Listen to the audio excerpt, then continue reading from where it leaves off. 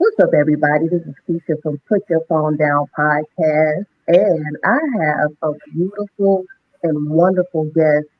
Uh, as usual, I always tell you all that I go and I find my information through Google. Google is not as bad as some people think, and I've heard about CHS for a minute. The thing is, I kind of thought that, I was telling Aubrey earlier, I laughed about it because when I first heard about it, someone had gotten sick behind smoking weed. They went to a dispensary, and I said, okay, they must have gotten a hold of some bad stuff. But that's not the case.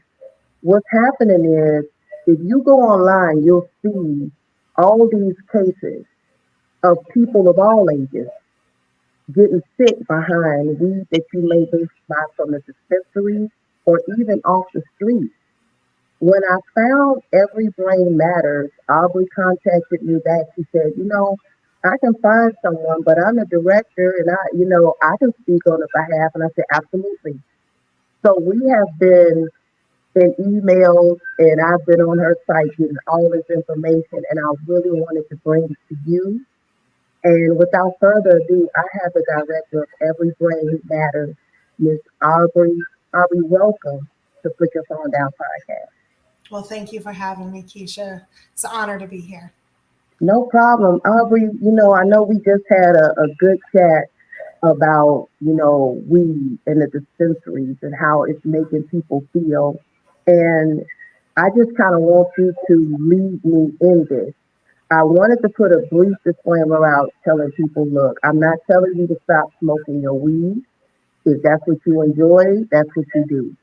What I would love to do though is bring awareness, and this is really rising. We got it going on in our kids, we got it going on in our adults, and some of it is being overlooked.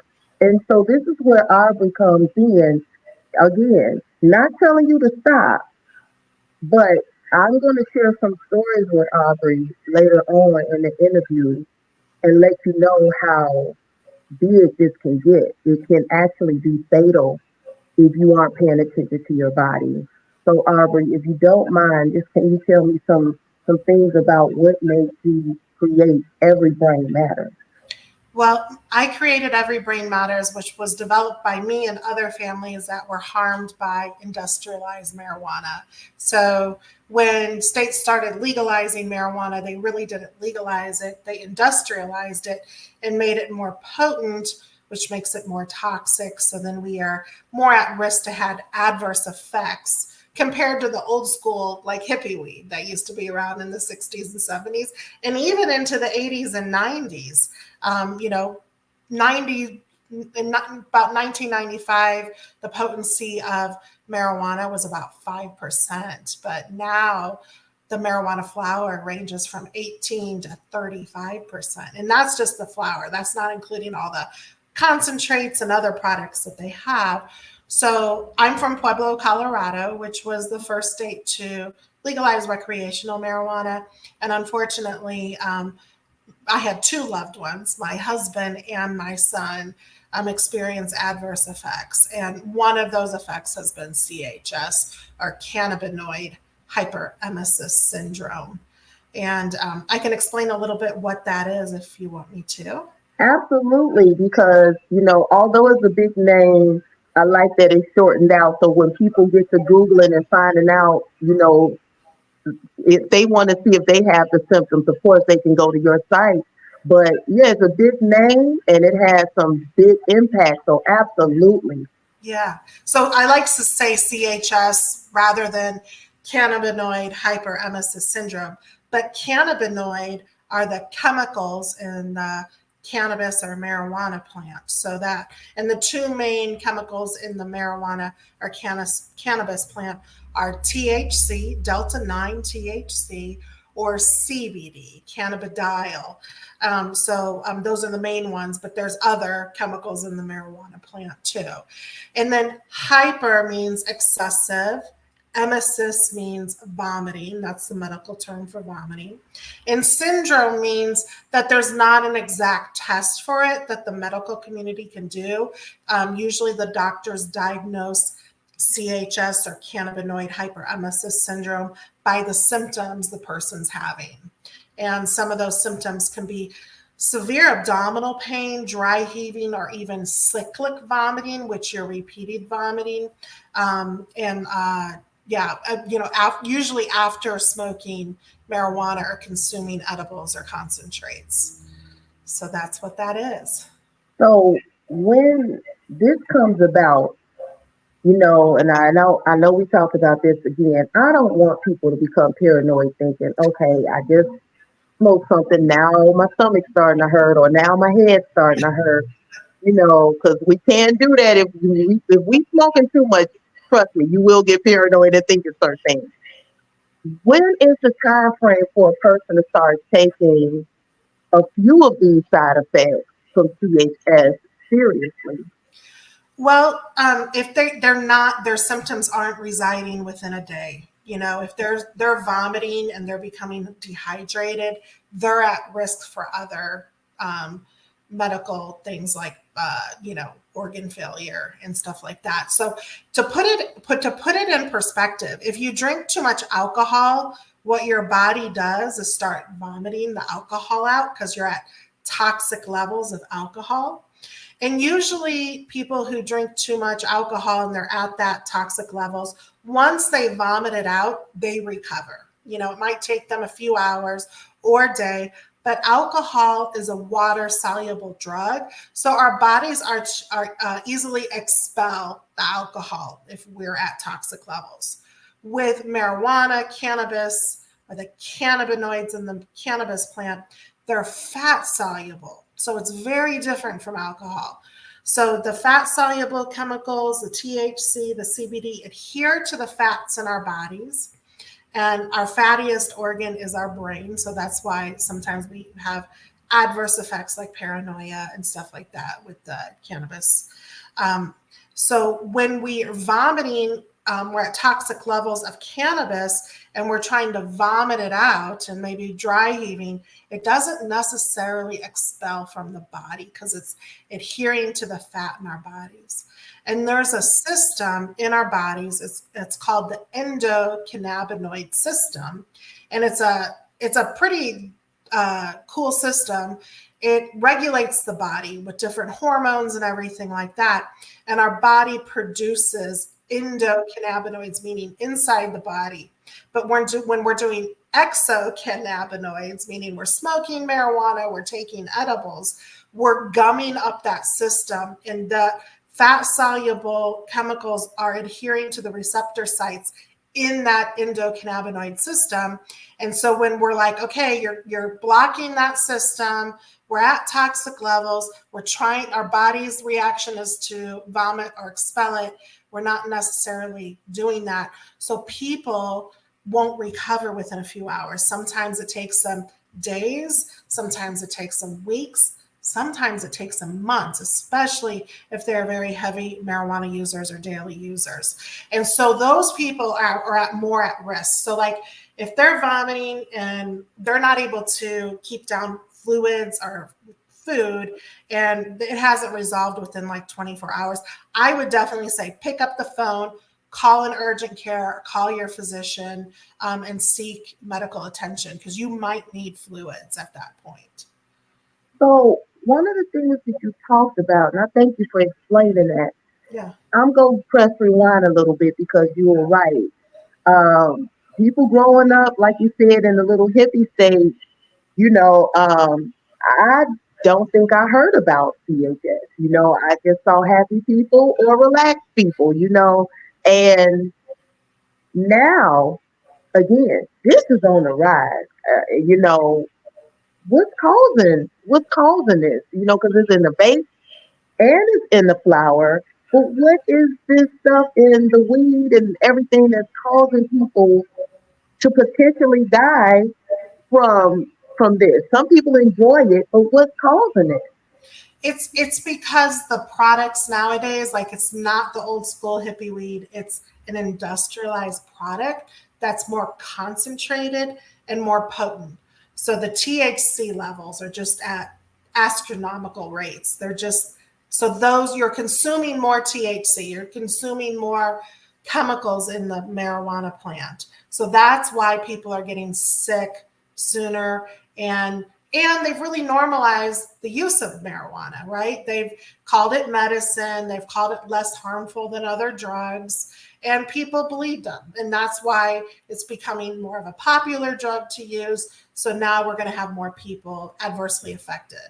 So, the legal drugs harm the most because they have the most consumers. And their goal with passing these policies is to create more consumers. So, one is the potency level, and two is because more people are using the drug. And it was something that, when you mentioned people are going to the dispensary and they are using it at a higher rate. Um, this is all alleged, um, but there was a story that landed in my lap about someone buying something from a dispensary and it being laced. They found it in their blood work because this person ended up having CHS. That's how I found out about it as well. Um, is this becoming, do you think, a thing It was where it could be a little bit more than THC that's getting us super duper addicted to weed? Well, people are becoming more addicted to weed. I mean, this is addiction economics. So any legal drug that's sanctioned by the state or the government is to make tax money. So they want people to consume it. They want people to use it. But it being laced, that's kind of one of my biggest things that I like to talk about.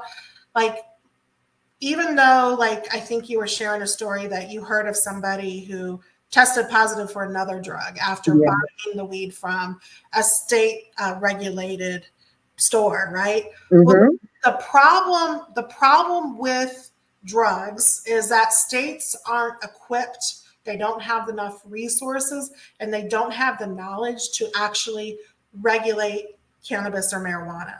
Like, and this isn't going to be a popular thing for me to say, and I say a lot of controversial things, and um, I don't think it's possible for them to regulate this drug because we have tried to get even more regulations over the years, like warning labels, like just really, let the consumer know what the risks are. If they're having adverse symptoms, ask for help, where to get help, that kind of thing. And in states really, like California in general, they decline warning labels on their products. So this is about money. It's not about public health and safety. It's not about helping people consume a safer product. Unfortunately, I talked to cannabis industry people and I asked them, if you wanted to make this safer, why are you making it more potent? Because you're making it more toxic to the consumer and you're increasing the risk of adverse effects. And when I speak to people like that are like hippies that just like want to smoke a joint on a Saturday night, they don't like what the industry has done either. And they support me and my messages because they just wanted to grow some in their house and smoke some whenever, and they just wanted to be left alone. They just wanted to get high whenever they wanted to get high and all that. But and I think you mentioned this earlier, Keisha, we're in a new era. This is a whole new brave world. This is when I do presentations, my main presentation is called The New Era of Industrialized Marijuana, because this isn't really marijuana anymore. This is a turbo supercharged drug, and it's put in fast delivery systems to give a more potent hit to the brain, to the body, to cause more intoxication. And unfortunately, that's just going to increase the adverse effects. So having this conversation like you're having today about CHS and the toxicity that marijuana can cause is so very important. And it used to be rare that people would get this. And they first established CHS in 2004 in Australia when they started seeing it more there. But before the legalization of marijuana, you would hardly ever hear about it. I can tell you, I had a girlfriend, and back in the day, she really liked this guy. And she didn't really like smoking marijuana, but she was smoking around him because he liked it, and Hmm. she wanted to get him to like her. And my girlfriend would take one hit off his joint, and I would be in the bathroom with her while she's throwing up. And I'm like, I always say, I don't think you should be smoking this because you're like sick every time you use it. Now, I had no clue back then what CHS was, but obviously she's one of those people that just can't even take a little bit. So it's been around for a while. We're just seeing it more because we got more users now. Wow. And like you said, it's been around for a while because you made me think, like, I consider myself a lightweight. But the story that I shared with you also, but I won't go into too much detail, is, I said, okay, let me go to like the smoker shop. They had the little Delta 8, Delta 9. So I went ahead and the guy did tell me, he was like, okay, he explained what Delta 8 was. I thought I did my homework on it. And he was like, just take one. It was like a gummy. Just take one. And, if you're not feeling anything, take a second and a few more minutes. Me thinking, because, okay, it's Delta 8, it's not weed, it's probably not going to be that strong. I took two gummies, or probably more. And next thing I know, let me tell you, I was beyond the ceiling. I mean, I was up there. And at first it was okay, I'm giggling. And then it was a whole nother side to Delta 8, 9, and I think they had the 10. I think you mentioned the 12. But I got up the next morning and I was still high. And I was like, yo, wait a minute, wait. So I remember making a Facebook video about it because here I was at 7 in the morning giggling. I woke up laughing, like, wait, what's going on? It never wore off. This stuff, like, I was high for at least 2, 3 days off of Delta. It was so much of an aggressive high that I remember saying, okay, I'm done.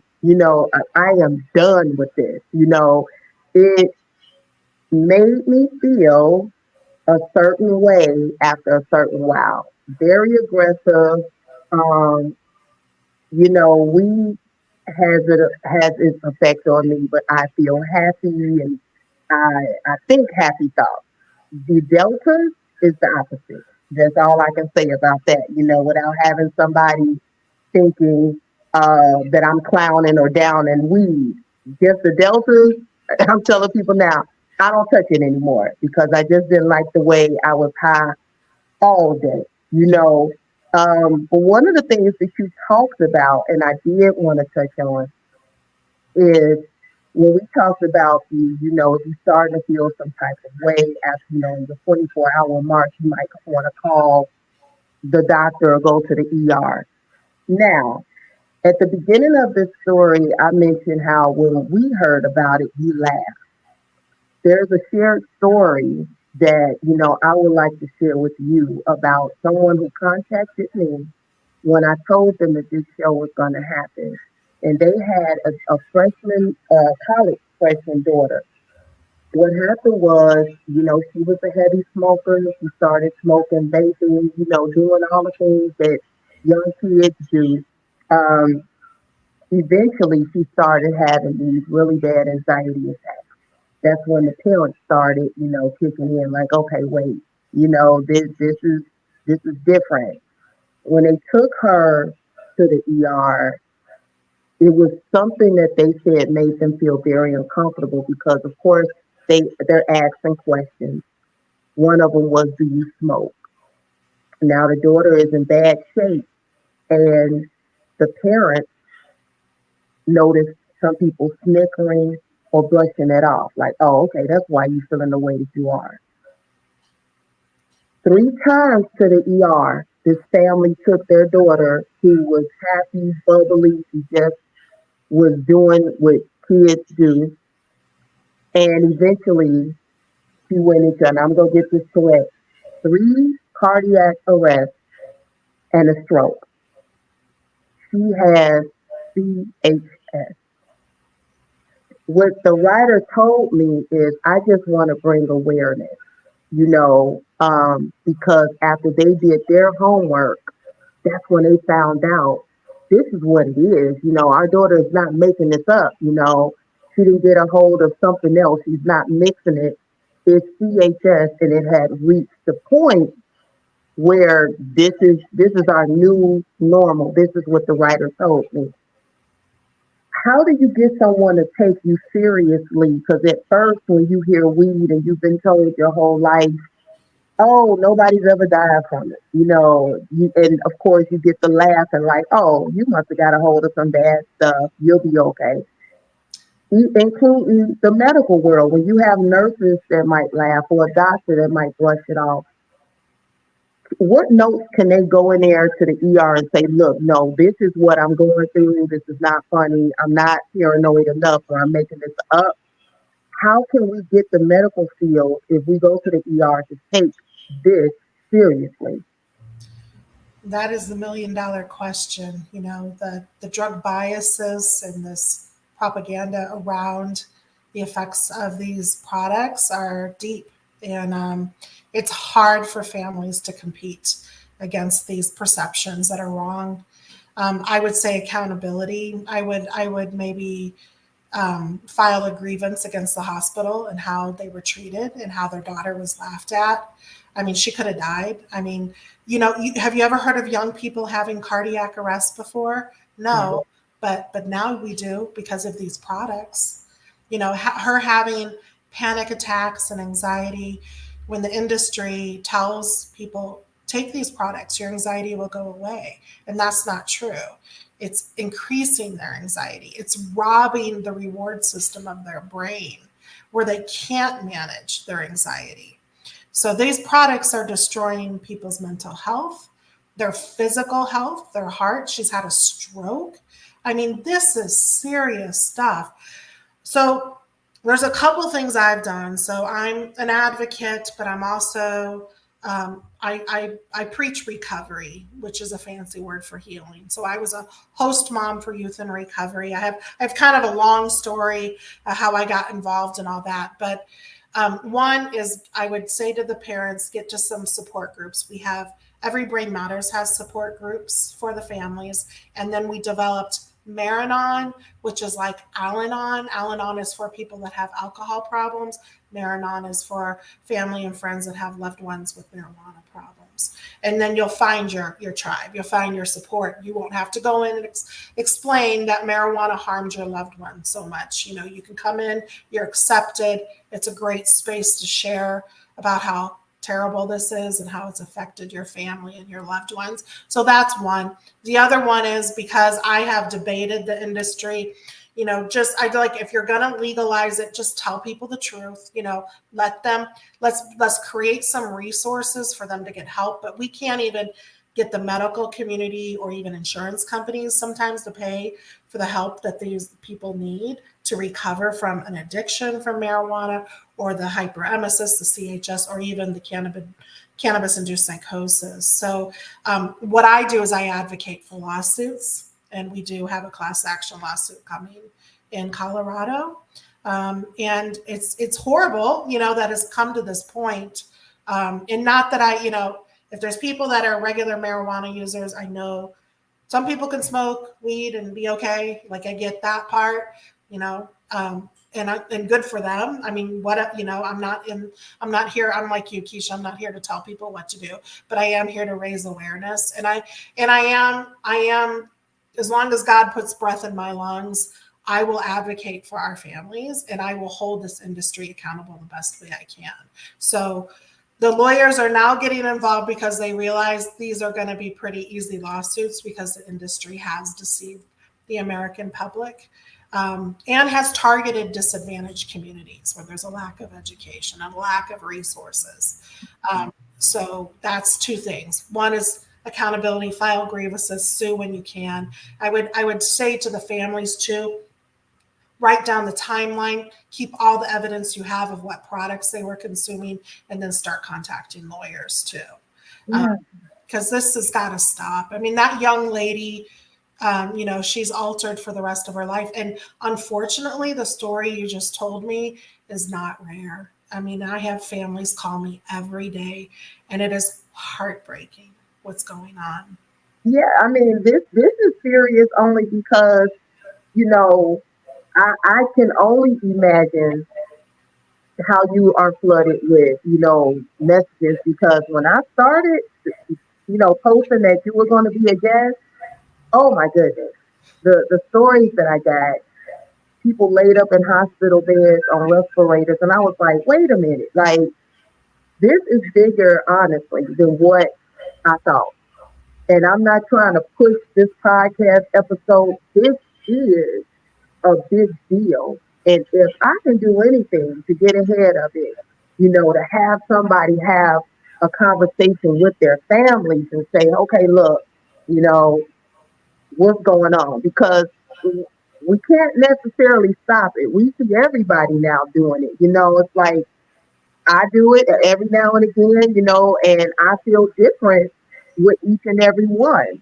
It's like you said earlier, it's almost an addictive thing. Like I found myself doing it more. Like I said, tried myself as a lightweight. However, by the time I knew it, if I did go to a dispensary, I found myself looking at the higher THC, like, oh, like if 10 was my thing, then I was like, okay, no, I need it higher. I shocked myself when I started looking at the bigger number of the THC because that's not how I started off. Now, keep in mind, I started, as I told you, during the pandemic. So I was well in my 40s. Okay. Like I didn't do it as a teenager. It just wasn't anything I was into. So here I am, as the kids say, at this age, okay, smoking. But as time grew, I was like, wait, I need it stronger. And I was like, wait, no. So I had to cut it. I really did cut myself off because I do not like that addictive being kind of like feeling like I cannot operate without a little hit. And once I noticed that about me, I was like, okay, no, I really have to stop smoking. But again, I'm not telling anybody to stop. What I want people to know though is if they visit your website and see all these stories that are being shared, you have a story that I saw on your Facebook page that I would love for you to share about a young lady who I believe she was stabbing herself. She had to get tased a few times. I think what I watched, they tased her 5 times, and it still really wasn't calming her down. Luckily, she didn't go to jail because the judge showed mercy, and it was really because she was high and not off of anything but weed. So, if you remember what story I'm talking about, can you walk me through that story? Absolutely. That's Bryn Spacer. This incident happened in Thousand Oaks, California. My nonprofit has been approved by her probation officers to help her with her sentencing to provide this public education. Now, this isn't CHS we're talking about anymore. We're talking about cannabis induced psychosis. And psychosis is when you have a break from reality where the first symptom is like paranoia. So if you're feeling paranoid, just stop using because you can go into psychosis. When you're hallucinating, mostly hearing voices or having delusions or irrational thoughts. Now, Bryn was not, she had used marijuana maybe like 10 other times in her life. She wasn't really into it. She's a doctor of audiology, and she was dating a young man named Chad O'Melia, and he was a regular marijuana user. And she was over at his condo one night, and he was like, I'm going to take a couple bong hits before I go to bed. Do you want some? And she said yes. So she took one bong hit. She didn't really feel anything. And then he made the next bong hit much more potent. He stacked the chamber, meaning he put a lot of THC smoke in that chamber. So when she took that hit, when he took that pin out and that hit went into her lungs, it was very potent and very toxic. And she went into an acute psychotic episode and she killed him with a knife. She stabbed her dog. And then the voices were telling her to kill herself. Now, the police were on scene by that time, and it would have been a murder suicide, but the police were able, they had to hit her 10 times to get the knife out of her hand because she wasn't responding to any external commands. All the commands she was responding to were in her head because she was having a psychotic break from marijuana. And she was stabbing herself in the neck, and they got the knife out of her hands and got her to the hospital, and they saved her life that night. So her trial, this happened in 2018 in Thousand Oaks, California. Her trial just came to be at the end of 2023. The jury convicted her of involuntary manslaughter. The prosecuting team, the defense team all agreed. 4 experts involved. This was cannabis-induced psychosis. There were no other factors involved. The jury did find her guilty of instead of murder, 1 lesser charge of involuntary manslaughter. The judge understood the marijuana caused her to be violent, and he had mercy on her, and he sentenced her, instead of going to prison, she got 3 years of probation and 100 hours of community public education about cannabis-induced psychosis. And so we are actually meeting her next week, and we're filming a video with her about her story to help her provide this critical education that marijuana is a factor in increase in violence. And it's not reefer madness. It's 100% science. The science is so clear about this drug. Now, not everybody who experiences a psychotic break from marijuana becomes violent, but people are doing it, and it's happening more, just like CHS is happening more. So when you say this is a big issue, you are 100% right. This is a big issue. It has multiple moving parts and is a factor in the mental illness in our country, in the addiction crisis in our country, and the violence crisis in our country. And so having this conversation, Keisha, with you, it just warms my heart. Thank you, because I think more people will hear this and make more informed decisions about what they want to do, how they want to respond, and maybe have a little bit more understanding and respect for the people that are having the adverse effects, and help them and not shame them and laugh at them when they are having this. I want to thank you. You're thanking me. I want to thank you because I went looking, and of course, a young lady that I mentioned to you, she had gotten, pretty much chopped down by it by the, online world when she began to share her story. This is not a popular story because a lot of people hear it and they hear you saying don't do it at all. And that's not the case. We joked earlier in saying, well, look, if you had some bad food, wouldn't you want to investigate that? When you want to look, it's like it's a lot of people that stopped eating meat because meat made them start feeling some type of way. So when you're talking about weed and dispensaries and, the different strains, and I hate to repeat myself, but back in the day, you only had weed, but now it's sativa and indica and hybrid and edibles, and it's in your food, it's in your drink. And the levels of it, people are desiring more, to the point where they have become more addictive or aggressive or, feel like, okay, what I mentioned to you, I got to take a hit to work. This is not how it used to be. So I thank you for, spreading the word because we have a lot. It's not just a teenage thing, but I think that might be. Do you know the statistics of what age group it affects? Because I'm thinking teenagers that go off to school, but it could be, people in their 40s and, what's the statistics? I always mess that word up. what do you know who is affecting, what age group is affecting the most? All age groups are affected, but the most is the younger brain. So because the younger developing brain is more susceptible, but the hardest group hit are the young adults, 18 to 25. And they're really having a lot. There's like one rate they were up to like 42% of that age group was using, then 35%. I mean, they are really having terrible reactions, especially on the college campuses. Also, I wanted to touch base, if you didn't mind, when you were talking about your experience with the Delta 8 THC. Yes, So that industry, so there's two different ways these products are available.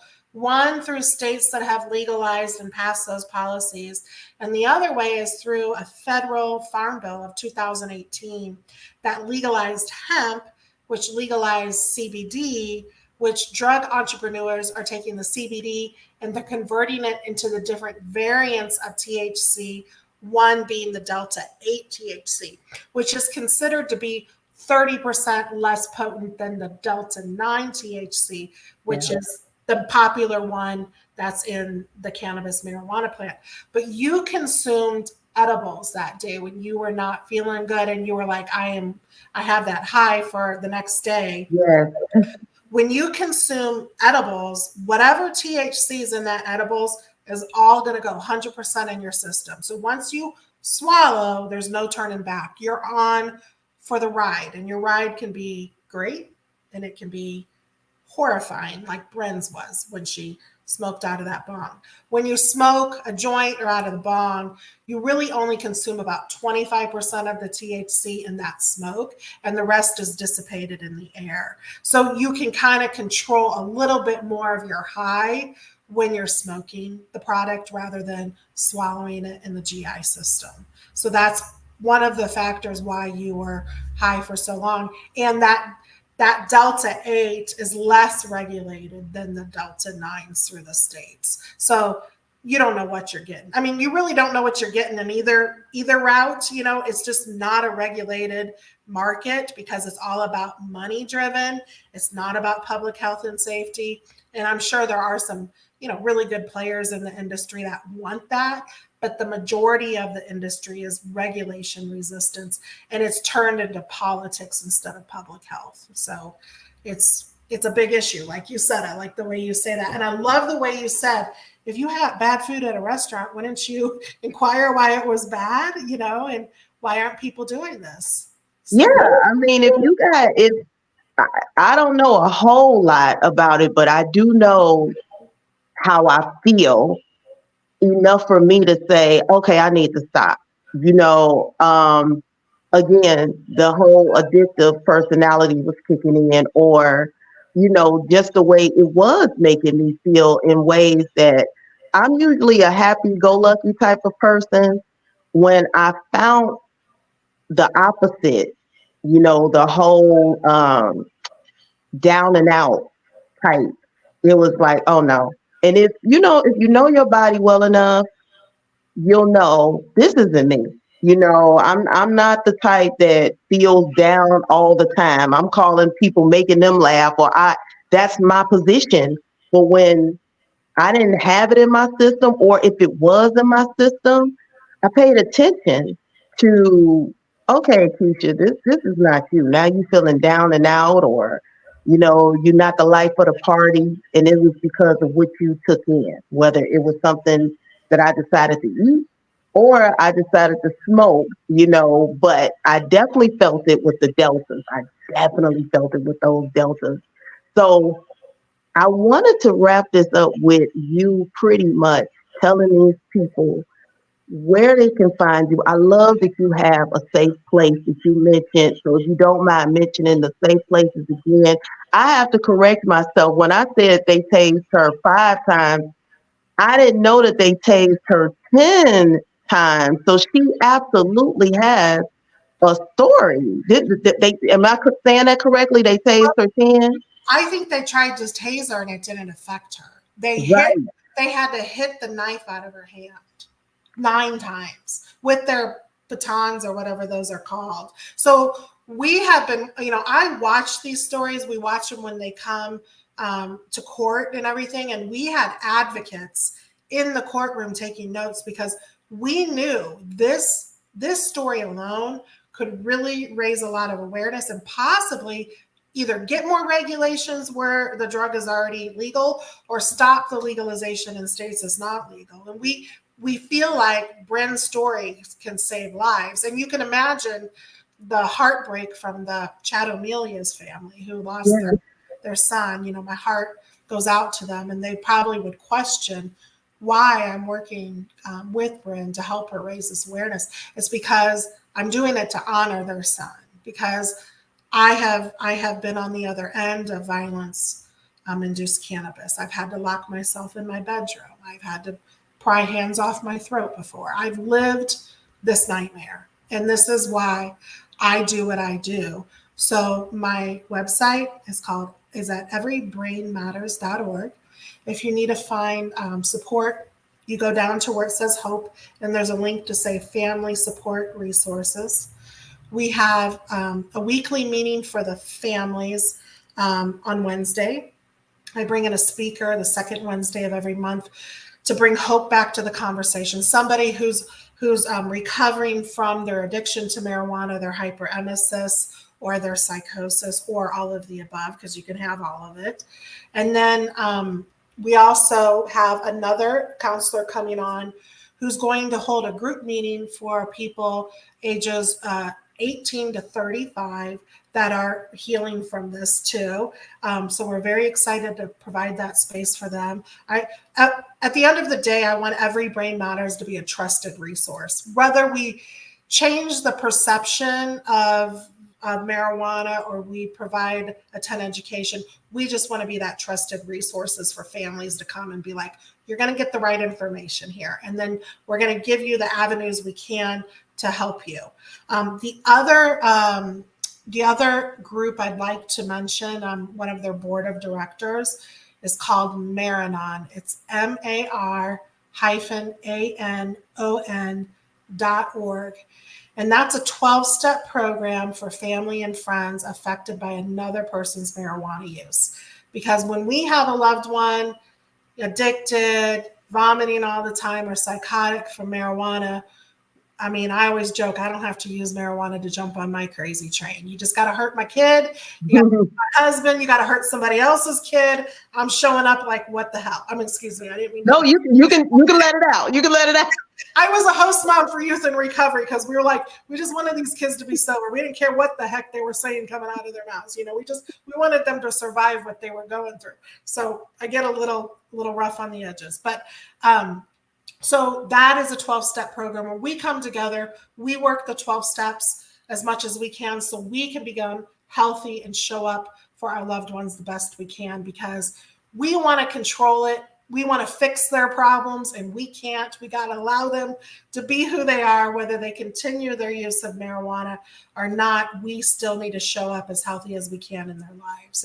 And I have been through that with my son. My son's last relapse, he had CHS very bad. He was skin and bones, and he looked like he was going to die any day. Mm-hmm. But he had been through a bunch of recovery programs. I had too. So even though he was really sick and active in his addiction, him and I were able to come together. We had a lot of compassion and love for each other.